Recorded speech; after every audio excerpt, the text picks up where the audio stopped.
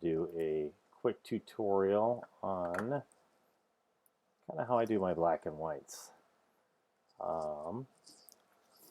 This is the finished image. It's one that I had taken in Oregon. I just decided, yeah, let's choose this image. Kind of on how I go about doing. There's a million different ways to do black and white conversions, but when I'm like mastering a print for, in my mind, I'm always working for the output. So this isn't just for web output because that's kind of crappy. This is for final print, and also depends on what type of paper you're printing on, but this is a generalization in a way. So what I'm going to do is kind of open it up from the original image, if I can find it.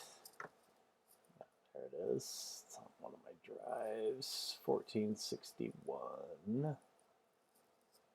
Because it all starts from, I shoot raw. So I'm going to open it up from the original raw. Okay. This isn't the original capture. Let's see if I can toggle between the two.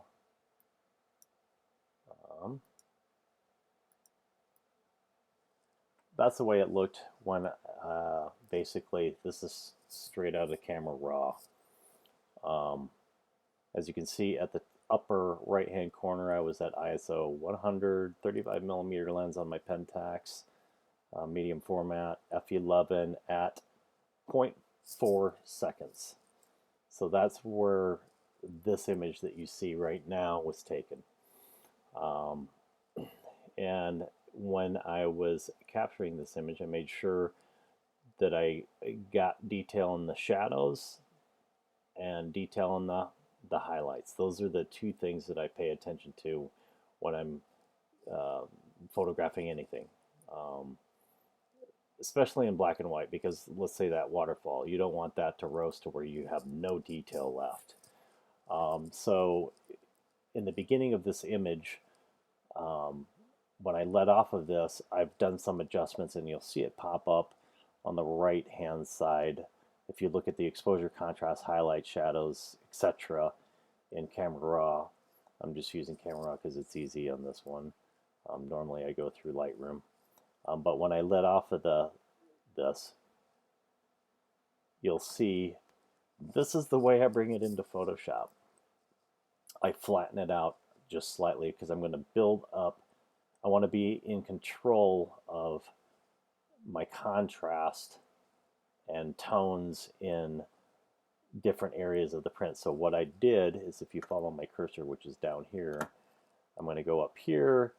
I left the exposure pretty much where it was. The contrast I flattened out. The highlights I brought down. The shadows I brought up.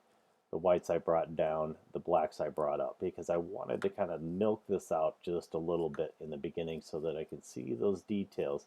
Because if I bring it in and start doing my different layers, what happens is the blacks will just go into non-existence. Like if you noticed, I bring my cursor over this area here in this dark pockets up in here. If you look at the upper right here in the histogram, when I go over it with my cursor, I'm seeing red, green, blue values of around 60-ish. Down here, I'm in the 50s. Down into this lower pocket of black, it's in the 40s. Right in here is in the 20s. What I'm trying to do is I try to keep away from 10. 10 is just black. There's no detail, really, from the standpoint of when you're printing. Because again, I'm mastering this for a purpose, to print on, you know, a high quality paper, and you want to have detail. Anything that sits 10 or less is just going to be a clump of black. Same thing with whites.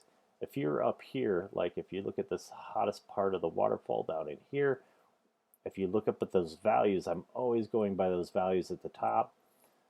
You'll see up in the upper right hand corner by the histogram, you'll see red is 235, 235, 235. This area here is pretty much neutral white. The threshold of printability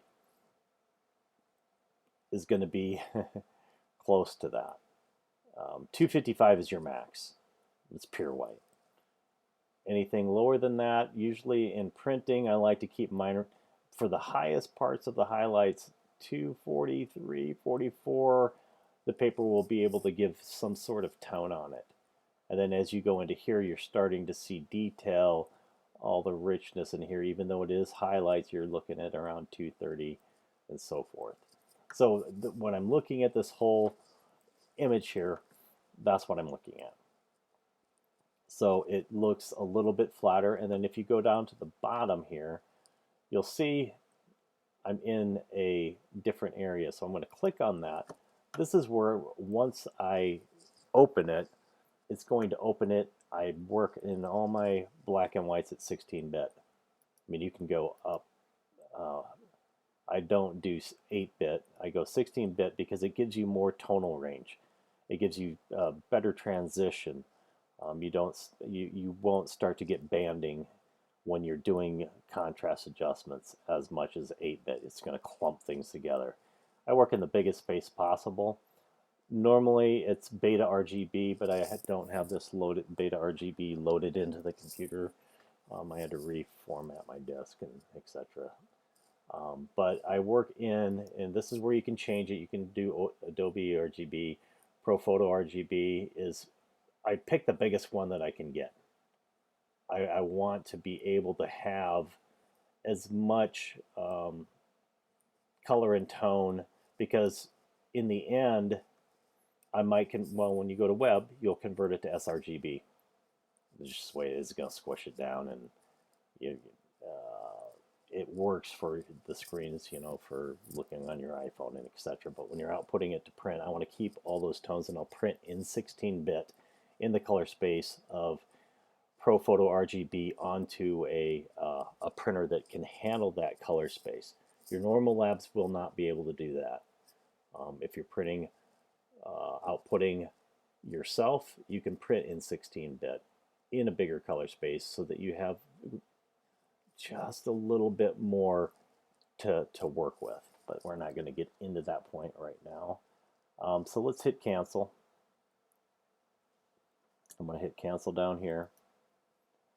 So when it comes into Photoshop, this is not what it looks like, of course. I'm going to close this image for now. In fact, I might go up here. There we go. So let's go back to history. I use my history palette a lot. And I'm going to go back down to here to where I changed something, and I'm going to make a snapshot of it. But when I go up to here, this is when I first opened it up. And as you notice, I'm in 16-bit.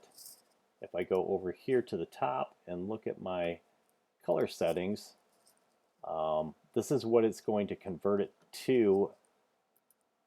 But right now it is in the color space of, if I go to mode, I'm in 16-bit color channel, and I am, if I go to convert to profile, it's going to convert it from, because I'm working in ProPhoto RGB.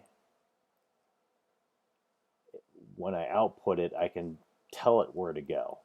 I can tell it to go to sRGB, or I can tell it to save, and that's if I save it as a JPEG. Normally I save these in large format files because they get so gigantic because of the layers that I use in controlling this. So the first thing that I do is I go through and I have an action built to Michael's luminosity mask. If you see in my actions palette down here, luminosity mask set of 4. What that does is it creates 4 different selections within the highlights, 4 different selections within the shadows, and 4 different selections within the midtone, so that I can selectively control just the very highlights here. I can take those down, I can build contrast, I can you know, take them down slightly. I can do whatever. Same thing goes for the shadows. Like I can deepen the shadow areas in this area. Because see, if we bring our, if I just go to a brush, let's say, and I bring the brush up a little bit. If you can see in the middle of the screen, my cursor, our tones are sitting right around 50, 53. The closer you get down to the 20s and mid-teens, you're going to get that nice deep charcoal when you output to print. Same thing here. Again, if you get 10 and under, black, no detail, just goes dead. And I don't like to go dead in my shadows. And it all, again, it depends on how you profile your printer when you're going to output. Down here, if we zoom in close, you know, this is 100% of the image when I zoom in. If you look at the top, it says I'm at 100%, but you can see all the detail here. And when you go into here, you see nice tones going in, but we're going to richen those up. In black and whites, I don't like to, I mean, you can take it to wherever you want, but look at how nice all this little flowing water is. You got nice little streaks. Side note, when you're doing water, I kind of like to be around that, and it depends on the speed of how fast the water is rushing, but I usually go maybe a half a second. Like this one was at a 0.4 of a second. If you go longer than that, this just turns milk and you just start losing any little streaks in detail as you see in the pools down here. The little, I mean, this looks like just hair. It looks like it's painted in there, which is cool. But again, if you go too fast, you're just going to freeze the water. You're going to freeze the action. And in a case like this, I didn't want that. I wanted this to milk out a little bit, but I didn't want it to go too much. And this is what really intrigues me in this image, is all this little stuff down here. I love all the detail in that rock, and see how the shadows down here, I'm retaining it because I flattened it out. Now I'm going to kind of start layering things in there using layers and my channels in my luminosity mask. So if I go over to layers here, we see that it's flat. But if I go to the next step, this was a snapshot somewhere along the way. I'm going to go to this snapshot. I'm going to go to my layers. Okay, so if you see that, this was just the history. I make snapshots as I go along. But again, here's the original. Now I'm going to go to a snapshot of my adjustments layers and that were created off of my channels. So I'm going to go into snapshot. Now look at all this. Look at all this beautiful tones down in here. And that rock, we're sitting right around, if we look up at our info up here, in the top, very top right corner, I always have my info tab open so that I can, when I'm running my cursor over, I can see where my tones are falling. You can see that I'm sitting right around the 60s. It's going to go nice and charcoaly. But if I bring my cursor down by a little bit, that pocket right in there, 30s, low 30s, 60s. And it also depends on what layer you're on. So I usually go to the top layer, I click on whatever layer is on the top, I run my cursor over, and now look how it has dropped. On that certain layer that I was on, it was giving me an idea, but now we bring our cursor over like this lower area here in the image, we're at 15. Ooh, nice deep blacks. Same thing here. Ooh, we're at 12. We're getting close. Same over here. When we go to this rock over in the left corner, see my cursor, we're 19. Down here, we're at 20. Right here in that little white there, we're sitting at 164. That's going to be a light gray. Then let's go over to this pool by this black rock here. See, we're at 8. That little spot there is going to, it's close, you know, 8, 10, 12, but we move it around, we can see the values change in that info area. Let's go over the white right next to it. 235, just where I like it. Nice, crisp highlights. I'm going to scoot down so that we can see the yumminess in this picture, the tones, the water. I love how the water's going. But in this area here, I'm looking at those values at the top, 217. Let's go over to this pool over here where we had see how you can see the detail. But we go out here, we're at 204. If you can follow my cursor down here in that pool, we're sitting 242, 244. That's pretty much where I want my brightest point to be on a black and white paper. And even color, because you start to get fluorescing, like the yellows might go wonky, the reds might go wonky. But as we go up, see how in my initial capture in the camera, I kept it so that I knew that I was going to have detail in these areas.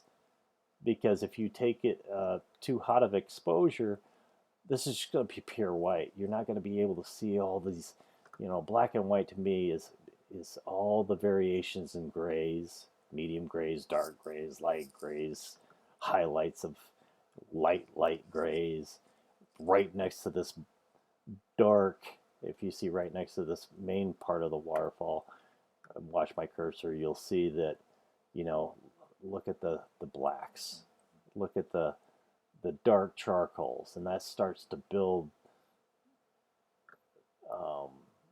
just the total range of the image.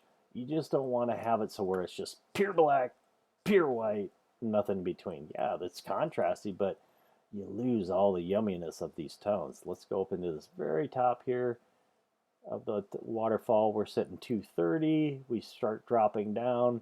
We look at our values, again, looking up at this info up here. That's what I'm watching when I scan my cursor over it on the top layer, because that gives you an idea where everything is at with all the layers combined. You're kind of just sitting up in there. Okay? So let's go back up to here to see what we did. Let's go to channels.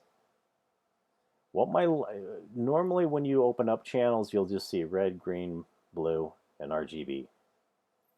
What I have done is created a luminosity mask for each tonal value. I have highlights 1, 2, 3, 4. When I go just to the 4, that's what this is showing. It's just showing the brightest highlights kind of here in this area. If I go to highlights 3, it shows a little bit more. Highlights 2, it shows a little bit more. And highlights 1 is a general overall. That's if you're just selecting, just like if I'm going shadows, it's going to show me the deep shadows, where those sit. But what I do is, let's go back to red, green, blue. It gives me the overall look. When I'm adjusting, usually I start with the shadows first. So in my channels, if you look at the lower bottom here, I have my channels palette open. The shadow here, what I'll do is I'll hover my cursor over that and hit Command click, and it selects those shadows as an adjustment layer. Or just as a selection. So if I hover down here and I zoomed out a little bit and I hit Command click, see how it lights up the ants in the areas that I'm going to be concerned with. That's my selection. Now if I want to do away with that selection, I just hit Command Z, go back. But let's say I want to go to that second shadow area. So I click that. See how it starts lighting up more of the area, more of the things that I may want to adjust. So then, let's say I selected that. I go back to my layers palette, and then I'll go up to adjustments, and I'll create just a curve, levels, brightness and contrast, just for that selection. And it's only going to adjust these areas. Same thing with highlights. When I go to highlights, I'll make an adjustment. I'll go to channels. I always start out when I come, let's just get back out of this, I'll hit Control Z. So let's say I'm going down here. When I'm creating a new channel layer, I'll always go to my background, hit channel. If you're watching my lower palette down here, let's say I want to create some mid-tone shadow. So I'm going to hit Command, click. See how the marching ants light up on the screen? That's going to be what I'm going to adjust without adjusting anything in the highlight area. It's just going to concentrate on these tones through here. Okay. So I'm going to deselect that because I don't want that. Let's go back to layers, take a gander at everything. So I'm going to turn all these, let's see, I'm level 4. I just want to see which ones. I'm going to, the eyeballs over here, I'm going to turn them all off. I want to show you how I stack it.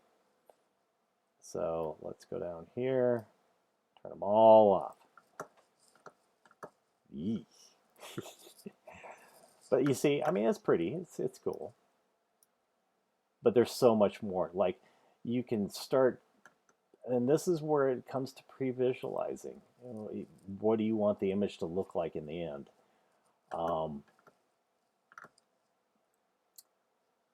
The black and white, this is the last thing that I do. And there's a gazillion ways to do it. But up here, see the black and white adjustment? If I click that on,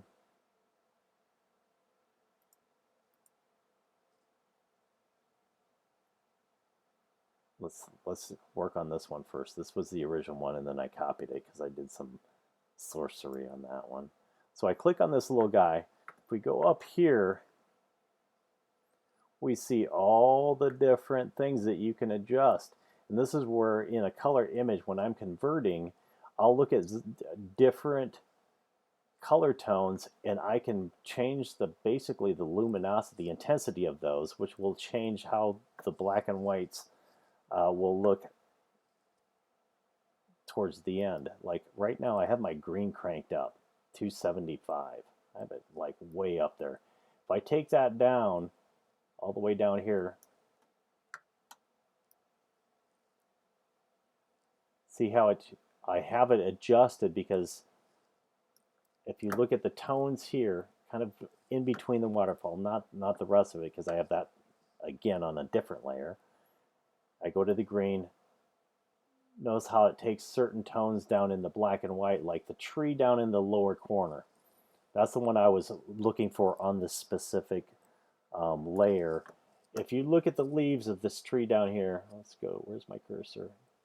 Okay, here's the cursor. I go over here into the trees. Now just watch the leaves of the trees, because I wanted those to go light instead of dark. If I take it all the way down, look how flat it looks. Now if I increase the intensity of that green, notice what's happening to the leaves. They're starting to look like little diamonds. And that's kind of what I wanted. Because when I looked at it, if we go back to the tree, it's separated from the waterfall. Even though the waterfall is there, these are starting to lift off. Now look at those leaves again. When I bring this cursor down, I change the intensity of the green. They just get lost. Now, maybe you like that. I saw it and visualized it just like light was just dancing on these little leaves, lifting it off, and that's kind of where I went with that. Now I created another, in this layer here, as you can see, there's a lot of masking going on. If you look at that layer, at layer palette, what I did is I just had it so that it adjusted this leaf and some areas in through here. Again, if you look at it, that's what I'm adjusting. See? Right in here, some highlights up into here, some highlights up into here. I'm adjusting the intensity of the green. Now when I put this layer over this and turn this one off, I go back up to that one. I click on that layer and look what I did. I brought the greens down in certain areas, because especially in the midsection where it was going over, there was a lot of moss on there. I wanted that a little deeper. I didn't want that to fluoresce as much, so I throttled the greens back. If you go here in the greens, it's at a -110. I got to remember that. So if I bring it up, you're increasing the luminosity of the greens. So I wanted the greens to be throttled back. We'll go back to 110 here in that value. Okay. The reds is minus 145. Let's turn that up to see if that adjusts. Yeah, it did. Okay, 145. Let's go back to 145. What I did is I wanted to bring this area down a little bit more in the lower right-hand corner to kind of a, you know, a deep tone, but not too deep. But that was redwood that had fallen onto the, there's a lot of pine needles and things, and so that if I have the red up, it's going to lighten that. And then I kind of wanted that corner dark again. I wanted to throttle the eye when the person is viewing this image to stay within the frame. So by having this too light, you're kind of going, oh, look at all the, you're noticing it. But when I bring it down to the red, 145 or so, I think that's where it was at. 143 is close enough. It starts to trap the eye into the area that I wanted to keep the viewer looking at, the waterfalls. But also the detail in this is nice. But then you come back to the waterfall, and you come back over to the left. Now let's turn those both off. I'm going to go down to the bottom of my layers. And the thing with this is these, because I'm working in 16-bit and I'm working into Pro Photo RGB, this gets to be a massive file. I'm going to open this back up. So let's go to here. What I'm doing is throttling back. So I created a layer for each tonal value that I wanted to control just a little bit. So I'm controlling the mid-tones areas here. I kind of brought down the brightness is in the mid-tone areas. Then I start layering in the waterfall mid. If you can see what I did with this one, I did a contrast. So if I click on this little icon here on this layer, I don't want that, I want this. And we go to the top here, notice what I did, 130 on the brightness. So I took certain areas down that it just affected the highlights because I wanted to bring that down so that I could start seeing this detail in here. And then I'll build that detail up in little sections. But I wanted to bring this mid-tone of the waterfall, if you can see my cursor, it's kind of hard to see. There we go. If you follow my cursor, I'll go slow. I'm going over into this area, kind of looking at that because I wanted to see the stair steps of gradation. Okay. So now let's go to the next curve. Now I'm starting to do the deep midtones, bringing that down just a little bit to build up some contrast around the edges to kind of start trapping the eye into there. Now let's go to the next curve. All these, and normally it's a good idea to name this. If you look over here, you can just click on it.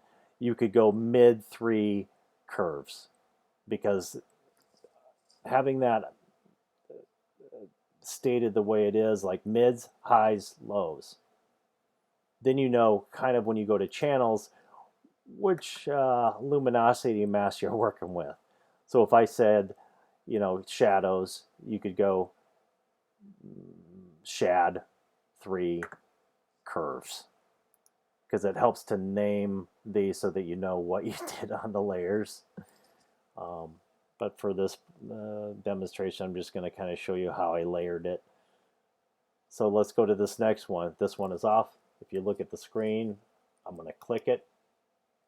We're starting to build it back up again. Notice the tones in the lower water and kind of around the waterfall down here. You'll start to see this build up but not go too deep. Again, I like all this little stuff down. If you're following my cursor in the lower right, you got these little highlights up here that are just dripping and creating, they're painting little accents on there. Now let's go to the next layer. This one I adjusted the levels on. If we click on that, it shows what I did. I kind of squatted up the highs. See what happened there? It pumps the highs just a little bit, brought the the mid-tones of that curves, the level here, if we follow my cursor up, I took the highs and spiked them up a little bit. I took the mids up this way, which is going to deepen the midtones on that specific layer. Now let's build this up. This one was brightness and contrast. See, now we're starting to build it up. You'll notice it in the very bottom, like down in this area. Kind of keep an eye on that beautiful streaks and the tonal values of that. If I turn these 3 layers off, see how flat it is, but I'm starting to build. I click on the next one, I click on the next one, let's click on this one. See how it's stepping it down. I'm still keeping detail in this area. And in some of these adjustments, like if I deepen the tones overall, but it has maxed this out when I run my cursor over it, what I'm going to do is click on, if you watch, follow my cursor over here, if you click on these actual areas here, then you can mask that back out. Like if it went too dark but everything else looks great, it's like, I'm going to mask it out. So then I'll just go to a brush tool and make sure I'm black on color, and then I can paint that in it. What happens is it lifts the adjustment off of that area while retaining the rest of the area that I was going for. So if we go over here to if you watch my layers palette, I'm going to click the next one. See, we're starting to deepen up the tones. But as you know, I lifted off this area. It looks kind of goofy right now, and in this area. But as I go on, I'm starting to build it up. And you can get too crunchy. It depends on where you want to take it. You're in control of where you want your image to go. But in the end, what I'm doing is building up layers so that I can control every little facet of an image. And see, if you look at that one, that was a curves layer to some of the low end. If you watch this pocket right here, see this little shadow here is like, oh, that's a little too light. It looks gross. Well, what I did is I created to bring that deep down, but also keep those highlights just dripping through there so that it creates the little interest. So let's go over to this next area. This one was a brightness and contrast because of the icon. You can name it whatever you want. Let's click that guy on and watch the image as I click it. So I'm going to click it. We're starting to deepen our tones, kind of in the mid-range, because I know this is kind of a light gray. I know that's controlling my midtones. It's not controlling highlights. It's not controlling the shadows per se, maybe some of them. Now let's go to this one here. This next one is a levels adjustment. So oh yeah, there we go. See what it did to the waterfall? This is still kind of fairly bright, but I wanted to create even a little more contrast in that area, so I squatted up a level. And it took down some of the edges just because of the tones that were related to it. Now I clicked another one, which is again controlling that main waterfall. I wanted to create a little bit more contrast, and so what I did is I created a curve adjustment. If we look at my curve, I clicked on this little curve here, not the mask, but the curve. Now I'm going to turn it on. See what it did? That's off. That's on. So I deepened some of these tones here. We're right at 1314 for the values. If we look up at my info up at the top, 1314. But notice what my curve did. I kind of wanted to deepen the shadows, but create a little peak, stretching that high up just a little bit more. That's why you saw a change in that layer there. So let's scoot down a little lower. And okay, I had to see. And really, sometimes it's hard because you're just doing fine adjustments. I had to see what I was doing on this one. If you look at the very highlights of that main waterfall kind of like right in this area. I'm going to turn it off. See how it went a little bit dimmer? Now it just peaked up a little bit. Nothing else adjusted on the image. So that's what I'm going for. I'm just creating little adjustments, and that's what the power of using luminosity mask on adjustment curve layers as a selection, getting each and every area that you want to control under control, because all the information is there. When we did this, it's all there.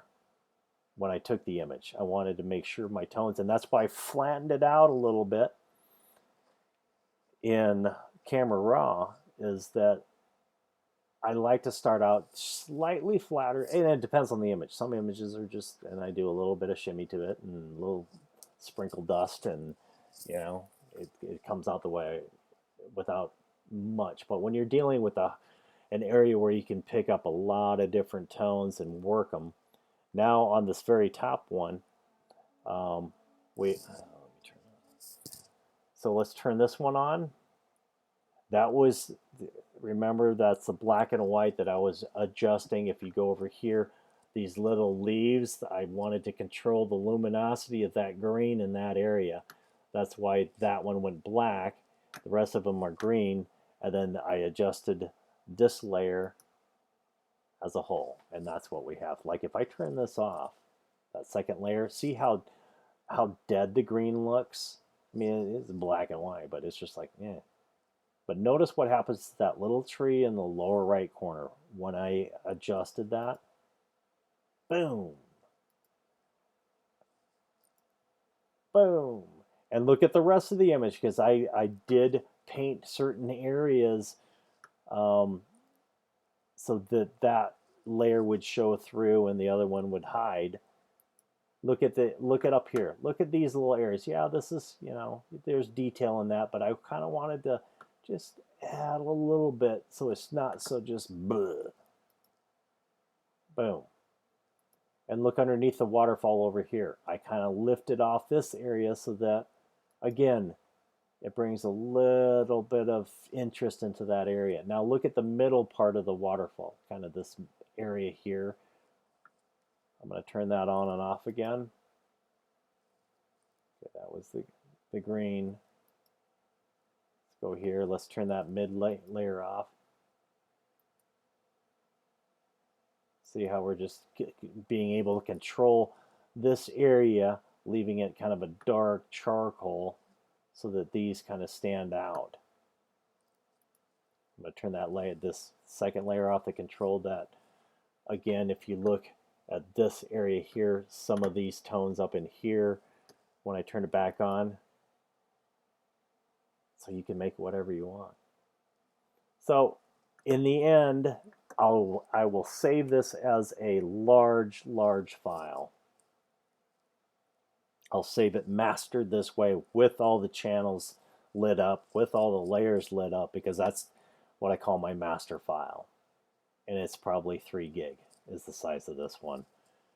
Now, when I'm going to go to print, I will flatten it, meaning I will condense all these layers into one layer by flattening it, by going over up here to layer, flatten, right there. Boom. It flattens it, but what happens is you may think, oh, I flattened it, it should be a smaller size. What happens is when you go over to channels, you'll have your red, green, blue channel, but you'll have every one of these luminosity masks still sitting there. You have to delete those after you're all done and drop them in your trash. Otherwise, your file still stays 2 gigabytes. It's huge. And you're like, well, I don't have any layers here, and it's still gigantic. Well, it's because if you go to your layers channel, these are all still here. They're sitting in the wing waiting for you to make a selection on just those tones. So you have to delete those. I save it as a TIFF or a PSD after I flatten it and get rid of the channels in 16-bit, in Photo RGB, and then send it to the printer 16-bit ProPhoto RGB or Beta RGB is what that's even bigger space, which I like to work in with a printer that can actually print in that color space. But if you're going to web, you're going to squash everything down. So basically, if I'm going to web with this one, let's go back to my history. Let's go back to my snapshots. You know, there was, let's go here. Yeah, I made a snapshot after I went, because usually when I'm doing this and on the flattened version, after I, flatten everything down, I will go to sharpening for output. So I'll look at this. Let's zoom in. I mean, it's sharp. But when I go to print, I'll add just a little bit more, because I haven't done any sharpening at this point. This is out of camera. So I'll go to filter, sharpen, unsharp mask, and depending on how large I'm going with it, I'll adjust my sharpening for that output. Like if you look at this area right in here, let's go cancel, see it go away. It looks nice, but when you just keep an eye right in this area here, when I go up here to filter, sharpen, unsharp mask, it just adds a little bit, but I'm going at a 0.3 pixel. You don't want to over sharpen because that looks crappy. So I'll go 0.2, 0.3, maybe 0.2, depending again if it's a 40-inch print or a 30-inch print or a 20-inch print. And the amount, sometimes I'll go down here, it adds just a little bit.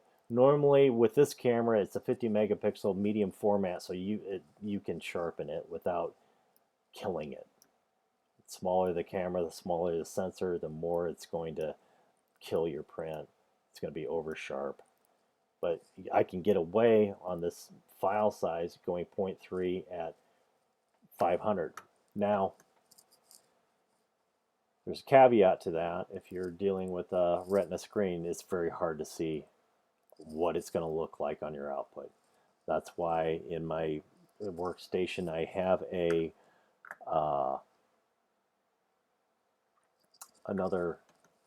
I have a Cinema 30-inch Cinema HD just for pulling this image, so I can take this image and pull it over to that screen, and it's going to give me a better rendition of how sharpening is going to actually look on print. It's so hard to actually visually see what this is going to look like on an output on a printer if you're trying to adjust sharpening, because then you may, oh, this looks good on my Retina screen, and then it comes out and it's like, oh god, there's just, didn't work out. So I have two screens, one specifically set up for just so I can adjust sharpening before print. But if we look at this, look how pretty that is now. All these tones, that rock, the water kind of coating it, and just, for me, I can't believe I waited 4 years to work on this, but you know, it's one, I got so many shots that are there waiting patiently. But if we zoom in and look at that, you know, you can still see the detail, subtle detail, charcoaly detail in that area. And as I scan around the image, you know, you have just little things here with that. And again, you're in control of it. You can make it whatever you want. But when I'm looking at this, I wanted to bring out the highlights. I wanted this charcoal color, the deep charcoals, the deeper blacks, the mid-tones of this waterfall, so that I could actually see that. You know, in the original one you looked at, it was like this was all blown out. It wasn't blown out. There was detail there. We just had to evoke it out of the image because it was there. So that is a short little tutorial on my black and white. Now, for portrait stuff, I don't do this to this extreme. This is when I'm pulling out, you know, all the detail in a vast scenic. You can do it on portraits, but I have other actions that I've created in order to just give it the look that I want to on a daily basis. But when I'm mastering a black and white landscape, this is the method that I go. And then at the very end of it all, I should say this, at the very end of it, I will, what was this? So you can, afterwards, you can pop it up if you think, I want a little bit more. Or a lot of times I will add a color layer on top of it because, again, I like selenium tone prints, so I'll go back through and I'll put a color layer back in over the top of everything if I'm going to go to final print, and then I'll start adjusting if I want to go with a little bit of a sepia tone, and I'll adjust mid-tone highlights,